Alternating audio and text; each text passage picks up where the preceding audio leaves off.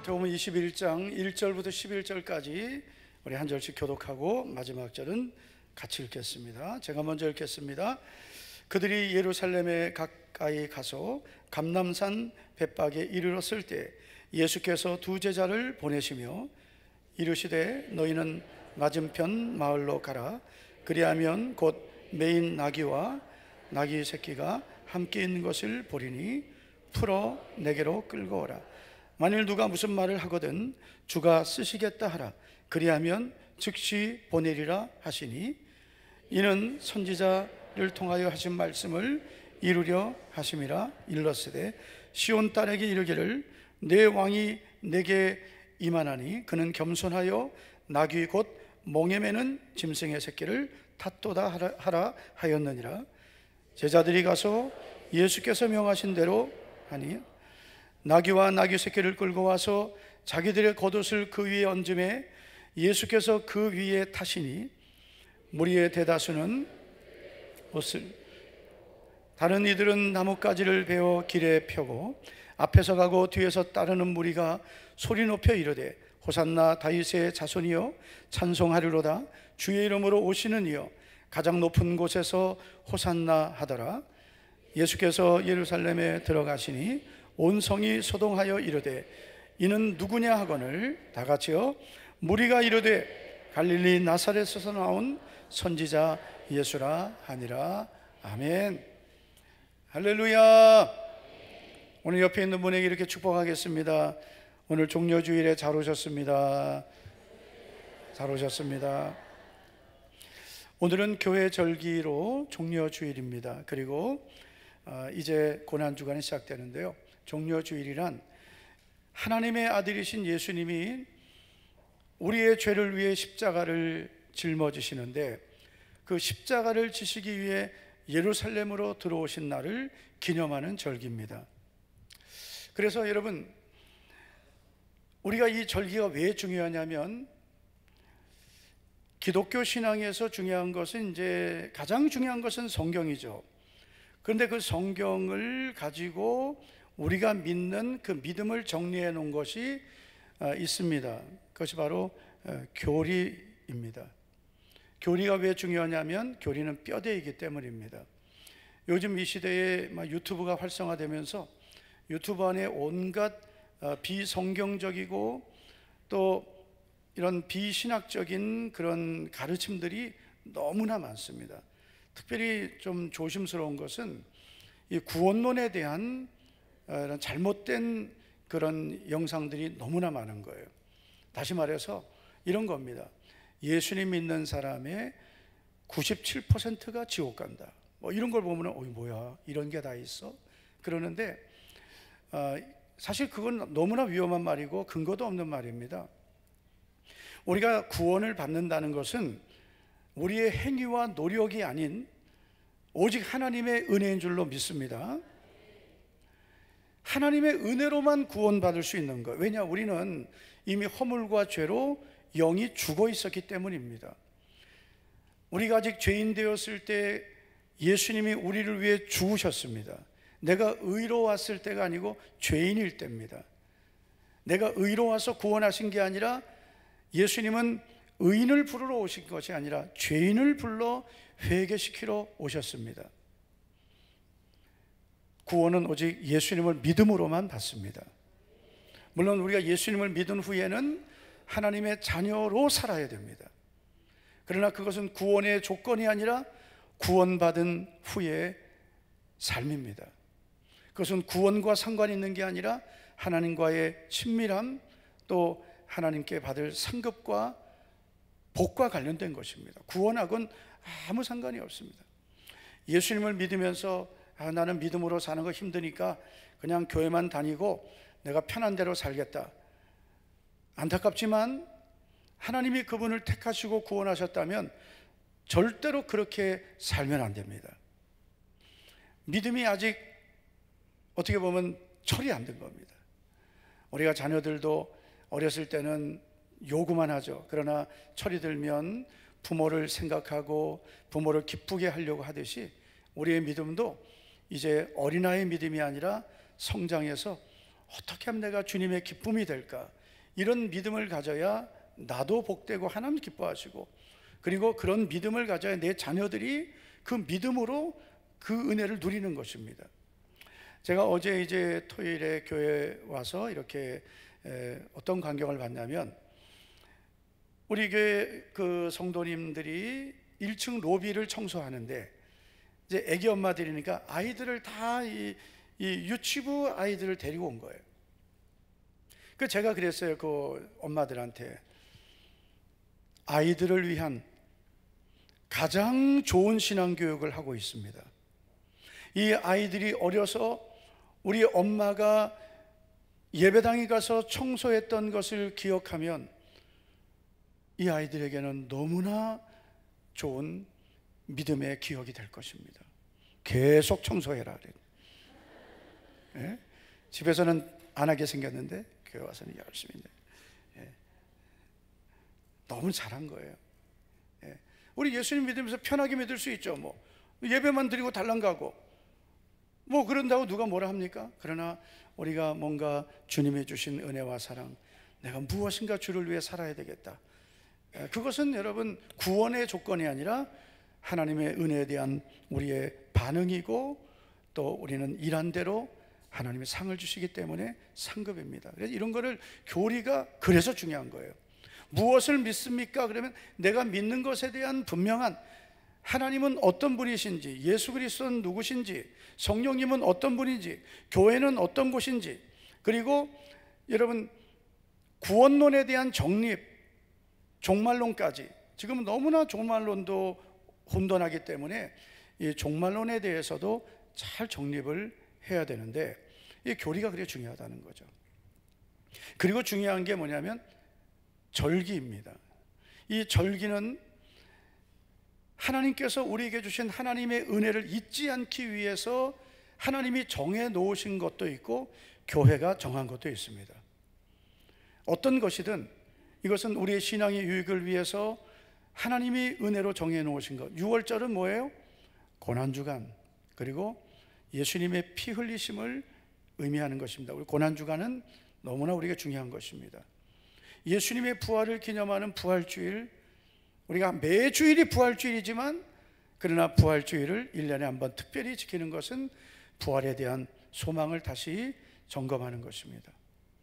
또 우리에게는 오늘 종려주일도 있고요, 그리고 맥추절도 있고 추수감사절 있습니다.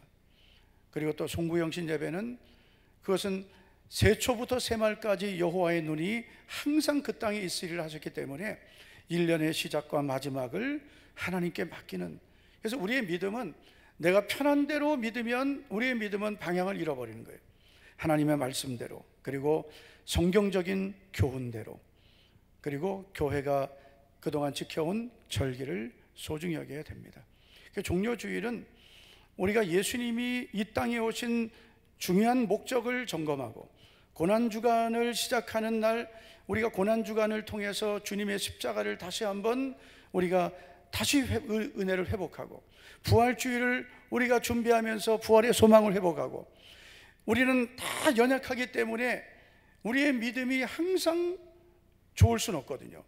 때로는 떨어지고 약해졌을 때 이런 절기들을 통해서 회복할 수 있습니다. 이번 고난주간과 부활주일이 예수님의 십자가의 은혜와 보혈의 능력, 부활의 소망이 우리 모두에게 새롭게 회복되기를 축원합니다. 새롭게 되는 것이 중요합니다. 이전에 받은 은혜, 그 은혜가 아니라 이번 고난주간 부활주일에도 예수님의 십자가에 대한 새로운 첫사랑의 은혜, 이게 정말 가슴 뜨겁게 내게 부어지고 이 부활의 산소망이 우리에게 충만해지기를 축복합니다. 종려주일은 여러분 예수님이 나귀를 타고 예루살렘에 들어오신 그날을 기념하는 날인데, 우리가 오늘 본문에 그리고 다른 복음서에서도 기록하고 있습니다. 종려주일을 통해서 우리가 만나게 되는 사람들이 있습니다.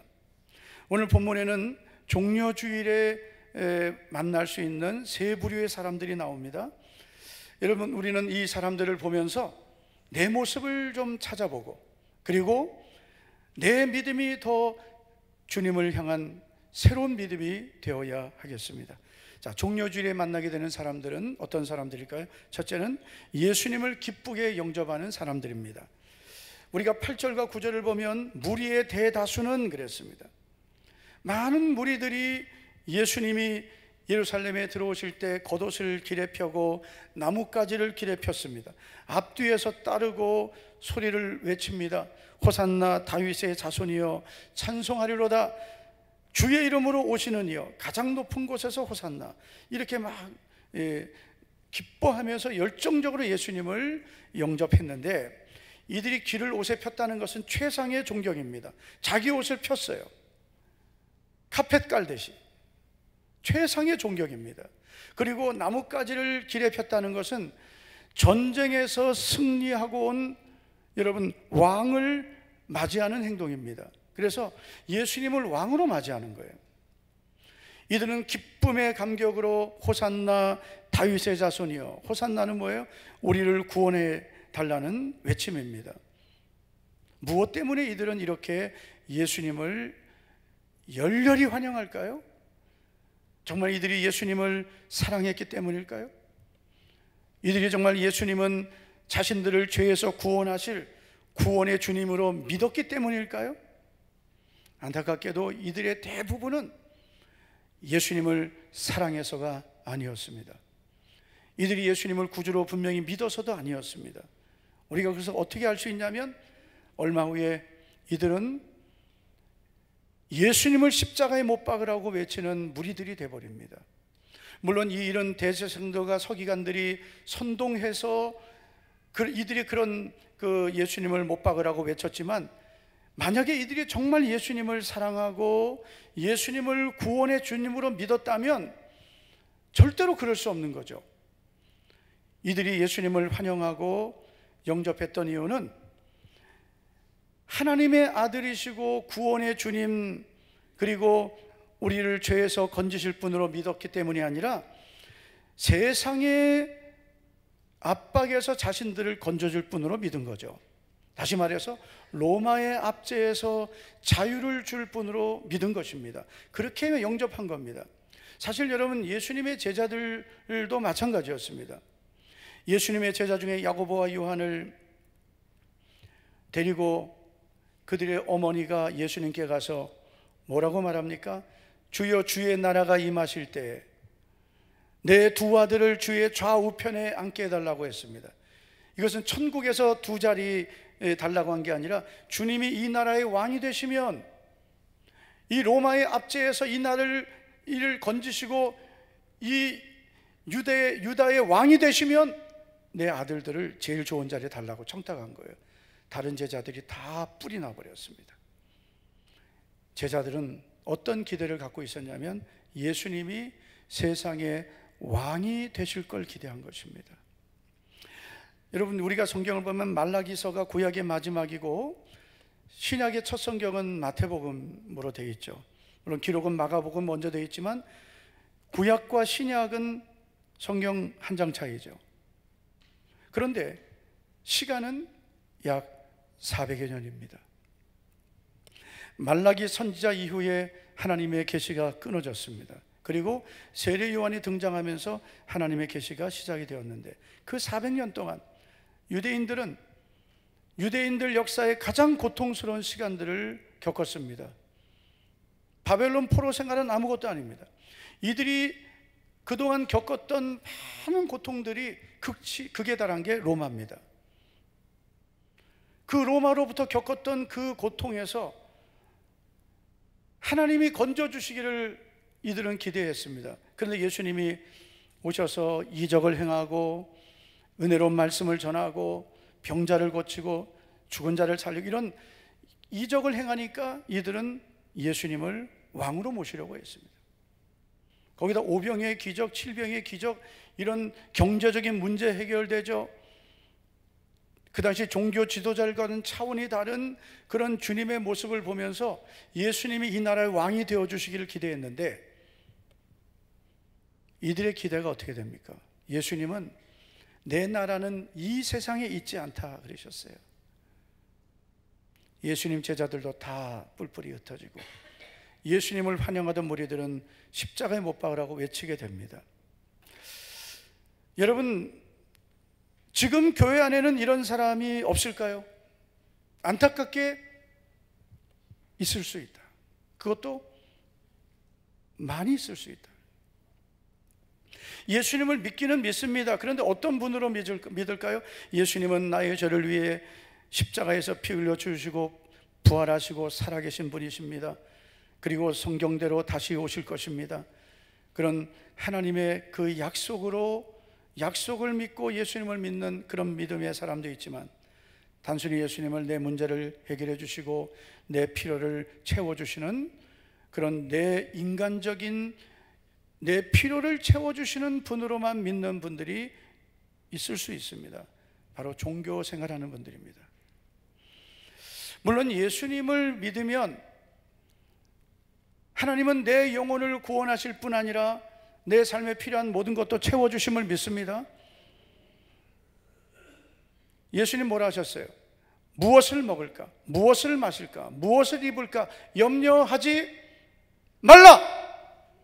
염려하지 말라. 이는 다 이방인들, 하나님을 모르는 저 이방인들이 구하는 것이다. 그러면서 하나님 아버지께서는 너희에게 이 모든 것이 있어야 할 줄 아신다 그러셨어요. 너희가 먼저 그의 나라와 그의 의를 구하고 살면 하나님께서 더해 주신다고 했습니다. 그러니까 우리의 삶의 육신적인 필요와 모든 환경은 하나님이 반드시 도와주신다고 하셨습니다. 염려하지 말아라. 두려워하지 말아라. 너희 염려를 다 주께 맡기라. 오늘도 우리 찬양했잖아요.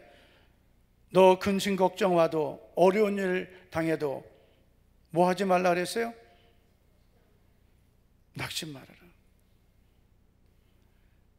그런데 여러분, 우리가 예수님을 믿는 목적이 그냥 내 문제 해결받고 내가 필요한 것을 얻기 위한 것만이라면 그것은 무리입니다. 무리는 뭐예요? 떡을 얻어 먹으러 다니고 자기가 필요한 것, 자기가 원하는 것을 얻기 위해서 예수님을 따라다니는 사람들이에요. 예수님 당시에도 무리고 지금도 예수님을 나의 구주로, 나를 구원하신 분으로 믿고 사랑하는 게 아니라 내 필요가, 나에게 무엇인가가 결핍된 것 주님이 해결해 주시기를 막연하게 기대하고 교회 다니는 분들이 있습니다. 안타깝게도 많지 않으면 좋겠는데 지금 한국교회 현실을 보면 대단히 많을 것 같습니다. 여러분, 교회 안에 있다고 다 우리가 예수님을 나의 구주로 분명히 믿을까요? 혹시 우리 가운데 나는 교회를 나오지만 예수님이 나의 구주이심을 나는 못 믿겠다, 있을 수 있죠. 나는 교회를 다니지만 나는 내가 필요해서 교회 다니지, 내가 지금 뭐 종교생활 나는 뭐 필요하다고 생각한다, 종교적인 위안을 받기 위해서 다닌다, 이런 분도 있을 수 있어요. 근데 언제든지 그런 사람들은 있지만 안타깝게 그분들은 진정한 구원받은 하나님의 자녀가 아니라 무리에 속한 사람들입니다. 결국은 어떻게 됩니까? 내가 원하고 또 내가 필요한 것, 이런 것들이 내 기대가 채워지지 않으면 언제든지 믿음을 떠날 수 있겠죠. 내가 기대하고 필요한 것을 만약에 내가 이루지 못한다면 얼마든지 교회를 떠나고 믿음을 떠날 수 있습니다. 결국은 그분은 구원받은 하나님의 자녀가 아니라 그냥 종교생활한 종교인이었습니다. 예수님이 마태복음 13장에서 씨 뿌리는 비유를 말씀하실 때 길가에 떨어진 씨를 말씀하시면서 길가에 떨어졌다는 것은 이런 것이다 하시면서 말씀을 받을 때 기쁨으로 받지만 말씀으로 인하여 환난이나 박해가 올 때는 곧 믿음을 떠나는 자다. 교회 와서 은혜 받습니다. 전도 받고 와서 은혜 받습니다. 그런데 그 은혜를 우리가 계속 지켜가야 되는데 어떻게 지켜가야 돼요? 주님을 깊이 만나야 되고, 그리고 말씀을 깊이 경험해야 되고, 그래서 우리의 심령이 이 돌밭 같지 않은, 우리의 심령이 정말 하나님이 마음껏 은혜 주실 수 있는 그런 좋은 땅이 돼야 되거든요. 근데 돌밭이 있는 거예요. 내 마음에 너무나 이 돌멩이들 같은 그런 우리의 세상 것들이 많을 때 결국 어떻게 돼요? 신앙생활 하다가 말씀으로 인하여 환난과 박해, 믿음으로 살다 보니까 겪게 되는 여러 가지, 내가 때로는 겪어야 될 환경들이 있거든요. 여러분, 우리가 예수님도 잘 믿고, 예수님 믿고 구원도 받고, 그리고 세상 것도 다 얻고 두 가지를 다 얻으려고 하면 다 잃어버립니다. 살고자 하는 자는 죽는다 그랬어요. 다 붙잡을 수 없어요. 가장 더 가치 있고 소중한 것을 선택할 줄 알아야 됩니다. 아멘을 한 명도 안 하시네 진짜. 여러분, 우리의 가장 소중한 우리의 보화는 예수 그리스도입니다. 어떤 사람이 여러분 밭을 갈다가 밭에서 보화를 발견하니까 그 보화를 다시 덮어놓고 집에 가서 자기의 모든 소유를 팔고 그리고 그 밭을 샀다 그랬어요. 그런데 그 보화를 발견하니까 어떻게 돼? 기뻐하여 가서 자기 소유를 팔아서 그 밭을 산 거예요. 사람들은 이해 못하죠. 저걸 왜 사나? 왜 사요? 보화가 있으니까. 겉으로는 밭이지만, 흙이지만 그 안에 보화가 있는 거예요. 여러분, 우리가 예수님을 믿으면 보화이신 예수님을 발견하게 되고, 그러면 어떻게 돼요? 내가 좋아하던 것, 세상 이 즐거움, 내가 그냥 이 추구하던 세상적인 그런 어떤 이 성공, 이런 것들을 내려놓게 되는 거죠. 그리고 보화이신 예수님, 남들이 볼 때는 아무것도 아닌 것 같지만 그 보화이신 예수님을 선택하게 되는 거예요. 할렐루야.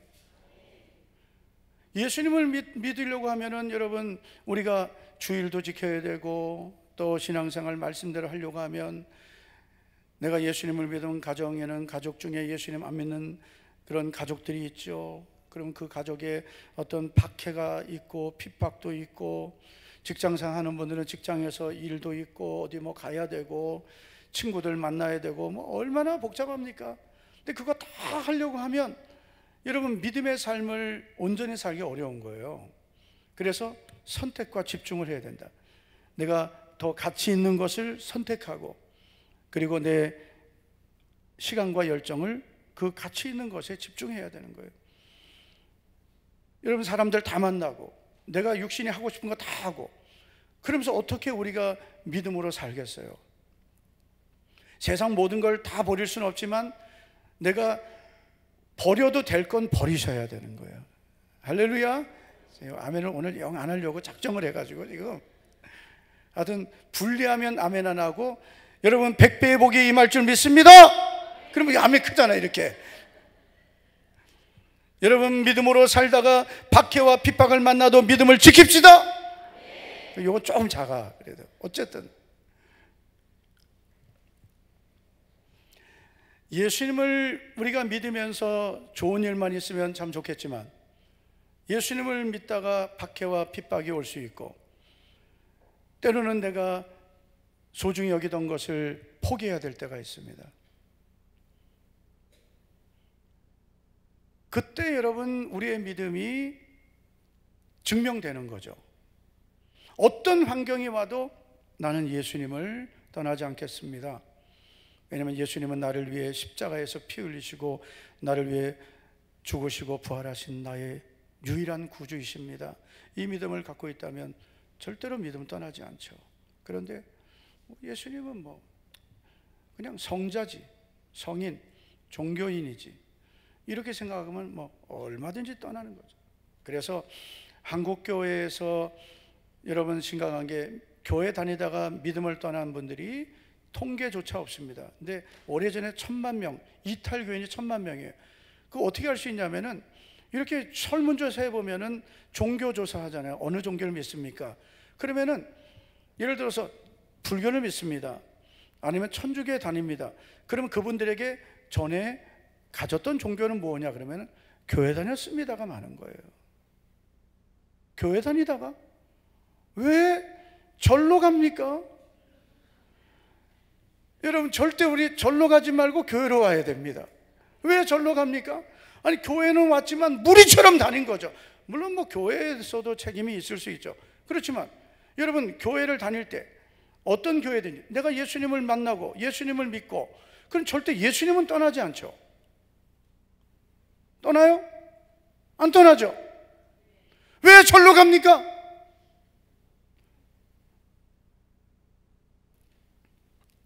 한번 따라합시다. 절로 가지 말자. 우리는 오직 주의 전으로만 와야 되는 거예요. 근데 왜 그래? 교회를 다녔지만 예수님 없이 교회 다닌 거죠. 예수님 없이 교회만 종교생활한 거죠. 오늘 교회 갔다 왔다. 이런 그 신앙생활은 생명이 없는 신앙생활이에요. 예수님만이 유일한 길이요 진리요 생명이심을 믿습니다. 끝까지 예수님을 믿는 믿음을 지키기를 축복합니다.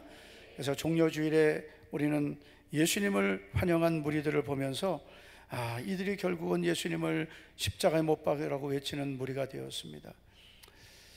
절대로 우리의 믿음이 무리의 믿음이 되지 않고 끝까지 주님을 따르는 제자의 믿음이 되기를 축복합니다. 두 번째, 우리가 만나게 되는 사람은 말씀에 순종하는 제자들입니다. 우리가 2절과 3절을 보면 예수님이 두 제자에게 이런 말씀하시죠. 자, 이렇게 말씀하십니다. 너희는 맞은편 마을로 가라. 그리고 거기서 매여 있는 나귀와 나귀 새끼를 보게 될 것인데 풀어서 가져와라. 누가 왜 가져가냐고 하면 주가 쓰시겠다 하라. 그러면 줄 것이다. 이게 주님이 하신 말씀이에요. 여러분, 이게 얼마나 위험한 건지 아십니까? 가서 남의 그 나귀를 그냥 가져오라. 절도죠. 누가 뭐라고 하면 주님이 쓰시겠다 하라. 저는 이런 생각해 봤어요. 왜 예수님은 다 설명을 안 해주시고 말씀을 하실까? 성경을 보세요. 하나님께서 아브라함에게 너는 네 사랑하는 독자 이삭을 번제로 바치라 하시죠. 그러면서 그러면 내가 다 예비해놨다 안 하셨어요. 무조건 해라. 나머지는요, 믿어라. 우리가 믿음으로 사는 것은 다 보여야 믿음으로 사는 게 아니에요.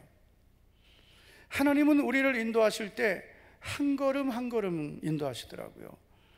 너무 여러분, 우리가 모든 것을 다 알아야 믿음으로 사는 것이 아닙니다.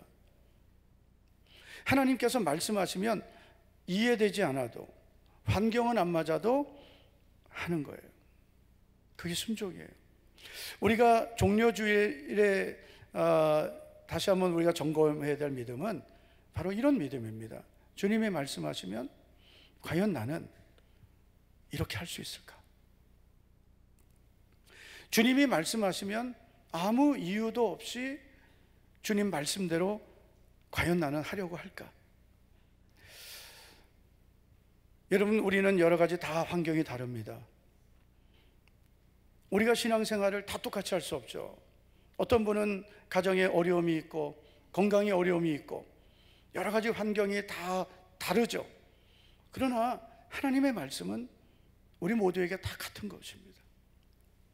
예를 들면 하나님께서 우리가 어떤 말씀을 주셨을 때, 주님 저는 건강이요, 저는 지금 아이가요, 저는 지금 가정이, 저는 환경이 이래요. 우리는 그렇게 생각하지만 하나님께서는 그래도 말씀대로 해라. 제가 이렇게 신앙생활하면서 갖고 있는 그런 어떻게 보면은 원칙 같은 게 있습니다. 그게 뭐냐면은 어떤 환경을 만나든지 그 환경은 내가 다 감당할 수 있다라는 것입니다. 내가 볼 때 도저히 불가능해, 도저히 힘들어요, 이건 도저히 해결되지 않을 것 같은 환경이랄지라도 그렇게 보여도 저는 분명히 믿습니다. 내가 감당할 수 있다. 이건 제 말이 아니라 고린도전서 10장 13절에 분명히 말씀하기를 사람이 감당할 시험 밖에는 너희가 당한 것이 없나니 라고 했습니다. 감당할 수 있는 것만 주시는 거예요. 그리고 여러분, 우리가 감당할 수 없을 그런, 우리가 때로는 약해졌을 때 주님은 피할 길도 주신다 그랬어요. 감당하지 못할 시험은 허락하지 아니하시고, 그리고 우리가 믿음으로 그 환경을 믿음으로 도전하고 믿음으로 내가 그 환경을 순종하려고 할 때 반드시 길을 열어주신다. 그동안 보이지 않던 길, 그동안 내 눈에 보이지 않던 길이 언제 열립니까? 순종할 때 열리는 것입니다. 우리는 다 하나님이 열어주시면은, 그러면은 그 열어주신 그 길로 내가 가려고 하는데요, 하나님은 다 열어주시지 않고요, 순종하면 그때 하나 열어주시고 순종하면 그때 하나 열어주시는 겁니다. 하나님께서 아브라함에게 네 사랑하는 독자 이삭을 번제로 바치라 했을 때 아브라함은 아침 일찍이 일어나서 번제에 쓸 그 나무를 쪼개고 불을 가지고 나귀의 모든 짐을 싣고 종들과 아들을 데리고 3일 길을 갔습니다. 얼마나 많은 생각이 있었을까요? 그 3일 동안 아브라함에게 많은 갈등이 있었을 겁니다. 그 시간들을 하나님은 왜 바로 앞에 있는 산이 아니라 3일 길을 가야 됐을까요? 정말 아브라함이 그 갈등과 번민을 이기고 순종하는가를 보셨다고 봅니다. 아브라함이 독자 이삭을 데리고 아들을 데리고 모리아산 꼭대기에 올라갈 때 얼마나 힘들었을까요? 아들이 이삭이 아버지에게 아버지, 나무와 불은 있는데 번제에 쓸 양은 어디 있나요? 아브라함의 답변은 하나님이 준비하실 것이다. 하나님이 친히 준비하실 것이다. 아무것도 보이지 않습니다. 그리고 모리아산 꼭대기에서 아들을 결박해서 제단 위에 놓고 그리고 칼을 들어서 내리치는 그 순간까지 하나님은 아무 말씀 없어요. 그 마지막 그 순간에 하나님도 그때는 급하시니까 아브라함아 아브라함아 아브라함아 아브라함아 이러셨을 거예요. 그 아이에게 내 손을 대지 말아라. 내가 이제야 나를 경외하는 줄 알겠다. 그러면서 그때 순양 소리가 들린 거죠. 음매입니까? 세상에 그때까지 하나님이 그 순양을 숲풀 사이에 준비해 놓으시고 그 양의 주둥이를 딱 막아 놓으신 거죠. 울지 못하게. 하나님이 준비해 놓으신 것은 언제 보게 되느냐? 순종할 때 보게 되는 거예요. 하나님, 저 지금 뭐 이게 이렇고 저게 이렇고, 하나님 이거 해결되면 믿음으로 살게요. 아니요, 순종하면 다 해결돼요. 아멘이 이렇게 조금만 나 여기 하나도 안 나와. 순종하면 다 해결됩니다. 두려워하지 말고 말씀대로 살면 말씀하신 것을 반드시 이루리라. 다윗이 아들 솔로몬에게 남긴 유언이 뭐예요? 너는 힘써 대장부가 되고 힘써 대장부가 되어라. 왜요? 하나님의 말씀을 반드시 지켜라. 대장부가 되어야 말씀 지키는 거예요. 믿음의 용기가 있어야 말씀을 지키는 거예요. 알아서 지키는 게 아닙니다. 용기가 있는 사람이 믿음으로 말씀을 지키는 거예요. 그리고 다윗이 이렇게 유언을 남긴 이유는 하나님은 말씀하신 것을 확실히 이루시리라. 할렐루야. 이 다윗이 평생 경험한 하나님은 그런 하나님이에요. 반드시 하신 말씀을 확실히 이루게 하시리라. 하신 말씀을 확실히 이루게 하시리라. 너는 힘써 대장부 되어라. 그래서 말씀 순종이라. 그래서 우리는요, 어떤 환경이든 내 상황이 어떻든 하나님 말씀 앞에는 자꾸 이유를 대시면 안 돼요. 하나님 말씀은 1.1획도 변함없는 하나님의 진리의 말씀입니다. 순종하려고 하면 하나님이 순종할 은혜를 또 주시는 거예요.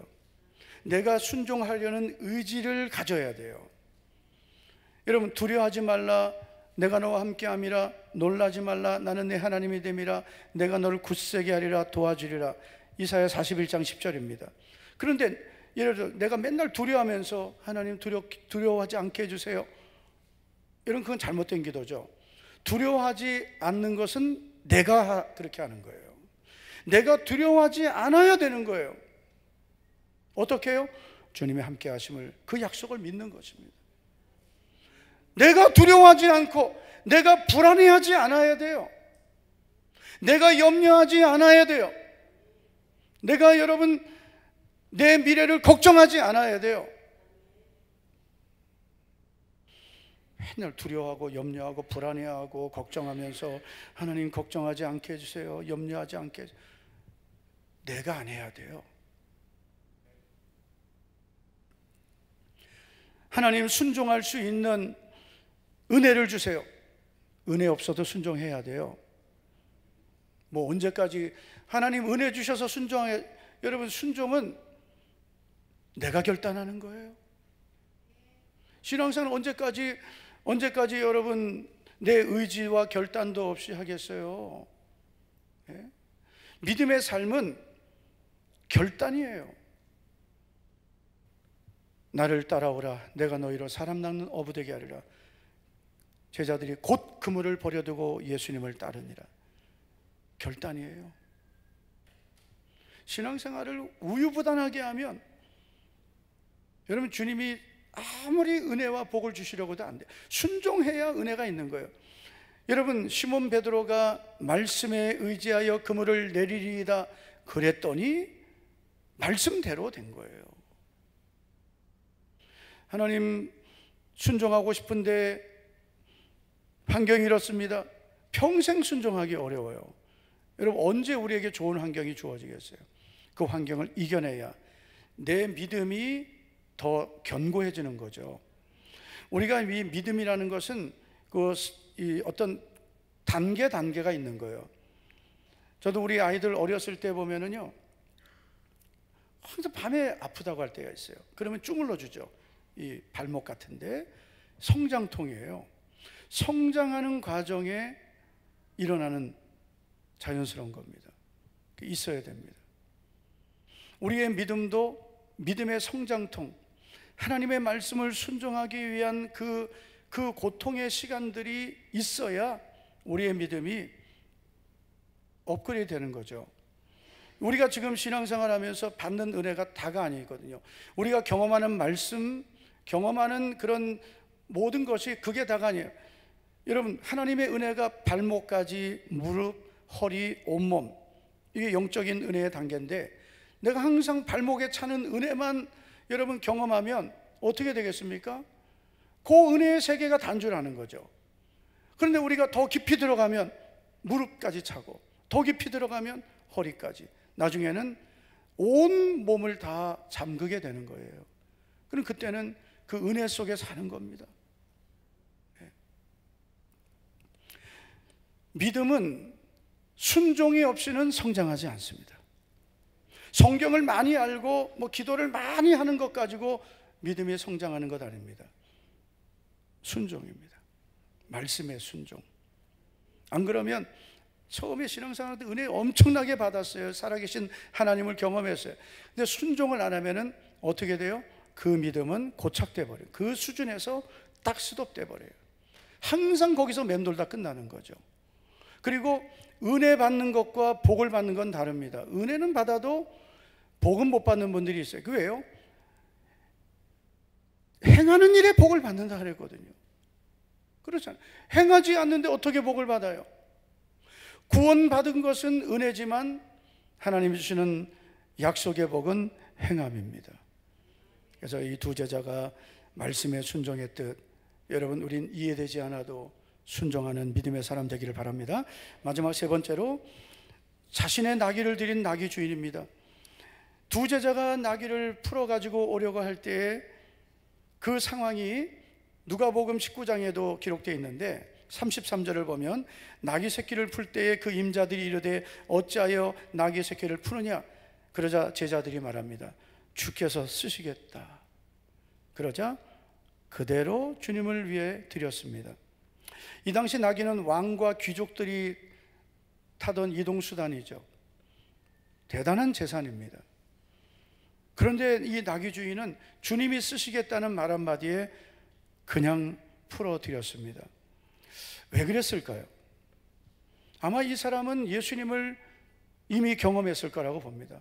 예수님에 대한 은혜를 경험했을 것이다. 주님의 말씀의 은혜를 받았든 치유를 받았든 어쨌든 예수님을 통해 은혜를 입은 사람일 것입니다. 그러니까 주님이 쓰신다고 할 때 그 주님이 쓰신다는 그런 말 한마디에 자신의 나귀를 풀어드렸습니다. 이게 왜 중요하냐면요, 자신의 나귀를 드림으로 이 사람은 하나님의 말씀을 이루는 데 쓰임 받았죠. 예수님이 가시는 그 구원 사역, 예수님이 가시는 그 구원의 길, 그 구원 사역에 쓰임 받았습니다. 여러분, 내게 있는 시간, 건강, 재물, 모든 환경이 나를 위해서만 쓰여진다면 그게 무슨 가치가 있겠습니까? 내게 있는 시간이, 내게 있는 건강이, 내게 있는 환경, 물질, 내 모든 자녀들도 주님의 나라를 위해 하나님이 하시는 일에 쓰임 받을 수 있다면 가장 큰 복이죠. 어떤 분은 그래요. 왜 나만 해야 되냐? 그게 복이죠. 여러분, 예루살렘에 얼마나 나귀가 많이 있었겠어요. 그 많은 나귀 중에 예수님이 하필이면 여러분 그 벳박의 건너편 마을에 있는 그 나귀와 나귀 새끼가 함께 있는 그거 풀어와라 그랬거든요. 예수님은 여러분 우리가 시간이 많고 건강하고 뭐 물질이 있다고 다 쓰시는 게 아니에요. 주님이 쓰시는 사람이 있는 겁니다. 그게 복이에요. 저도 이제 예수님 믿고 처음에 뭐든지 주를 하고 싶은데 아무것도 안 시켜주는 거예요. 왜 안 시켜주냐? 이제 교회 와서 세례도 안 받았는데 뭘 시켜주겠어요. 그런데 하고 싶은 게 너무 많은 거예요. 나도 찬양대도 하고 싶고, 제일 하고 싶었던 게 찬양대예요. 안 시켜주는 거예요. 왜? 세례 받아야 된다고. 그래가지고 저는 학습도 안 받고 세례 그냥 직행했습니다. 목사님이 너는 세례 그냥 받아라 그래. 예. 하도 열심히 교회 나오니까 우리가 학습 세례는 신앙을 확실히 점검하기 위해서 하는 거죠. 원래는 예수님을 구주로 고백하면 세례 주는 거예요. 그런데 세례가 너무 남발될 수 있으니까 점검해서 주자 하는 겁니다. 그래서 저는 세례 일찍 받았어요. 그리고 찬양대하고 봉사하고 그러다 보니까 교회 갈 때마다 짐이 얼마나 많은지요. 뭐 성경책, 그땐 가방도 없어. 성경, 찬양대, 저기 악보지, 뭐 거기다가 뭐 하지도 못하면서 또 교사도 하겠다 그래가지고 교사하고 뭐 짐 이만큼 있는 거 이만큼. 예. 지금 생각해 보니까 정말 그게 은혜였더라고요. 내가 하고 싶어서 한 게 아니라 주님이 저에게 하고 싶은 마음을 주신 거예요. 주님이 저를 나귀처럼 쓰신 거예요. 그 수많은 나귀 중에 주님이 쓰실 나귀, 그 많은 사람들 중에 자신의 나귀를 내어드린 그 나귀 주인은 여러분 성경에 기록된 이름은 없지만 하나님 나라의 복음을 위해서 귀하게 쓰임 받았습니다. 여러분 우리 인생이 정말 100년이 지나면 나를 누가 기억하겠어요? 얼마나?